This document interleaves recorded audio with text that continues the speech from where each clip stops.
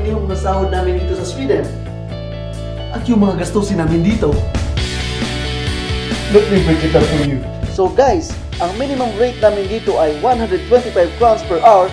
Multiply that by 8 hours and 22 days in a month. Ito ay tumataginting na 22,000 Swedish crowns per month. What? Convert that to peso, ito ay 115,940 pesos. So, saan naabot ang pera na to? First of all, kailangan namin magbayad ng rent. At depende kung saan ka nakatira, ito ay ranging from 23,000 to 32,000 pesos a month for a studio apartment dito sa city namin. At kung ikaw ay may sasakyan, kailangan mo magbayad ng tax, car insurance, at kung ano-ano pa. At hindi lang yan! Meron pa kang car maintenance at gas! Wow! Oh my God! At para ikay connected sa pamilya mo sa Pinas, importante ang my phone at internet connection, and this costs around 4,700 pesos a month. Pagkain! Depende kung gaano kakalakas lumamon. Halimbawa, ang isda ay nagkakahalaga ng 521 pesos. Giniling na karne, 421 pesos. Ulo ng baboy, 157 pesos. Buong manok, 236 pesos. Mantika, 200 pesos. 2 kilong bigas, 242 pesos. Tinapay, 147 pesos. Isang tray na itlog, 242 pesos. Gatas ni nanay, 78 pesos.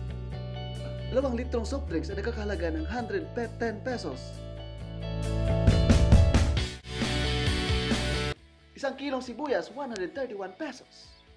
Isang kilong bawang, 421 pesos. At ang kamatis na nakakainis ay 184 pesos per kilo. At syempre, namimiss namin ang pagkain Pinoy, dito tayo sa Asian Store. Ang pansit canton ay nagkakahalaga ng 31 pesos. Pagkatapos, sunod, bilis, yung Magic Sarap ay 131 pesos. Yung Milo, 369 pesos. At dito sa Sweden, mahilig kami mag-coffee break. 1,138 pesos, good for 3 people. Dito sa Sweden, walang jeep, walang tricycle, so kailangan namin mag-bus. Ang pamasahe ay ranging from 90 to 170 pesos. Depende yan pag ikaw ay isang student o isang adult. At kung trip nyo naman ay movies, ang starting price ay around 700 pesos. At kung gusto nyo magpagupit sa barbero nyo malupit, ang presyo nito ay at least 1,000 pesos. Ay naku, ayaw ko na mapagupit, no? Winter, spring, summer, or fall, ang wallet ko ang laki ng haul. Grabe, ang mahal naman dito. Doon talaga ako sa Pinas bibili. So magkano na natitira sa sahod mo? But wait! There's more! Pinaka-importante dito sa Sweden, yung tax! Yung tax na pinabayaran namin ay napupunta sa educational system. So ang schools dito ay tax-funded, meaning hindi na nagbabayad ang mga students dito ng tuition fees at iba't ibang school fees. Ang tax ay napupunta rin sa healthcare system, including na dito ang medical at dental appointments until a certain age. So guys, lahat tayo may iba't ibang sitwasyon sa buhay. Gaano man kalaki or kaliit, yung kinikita natin, yung importante, meron tayong positive attitude.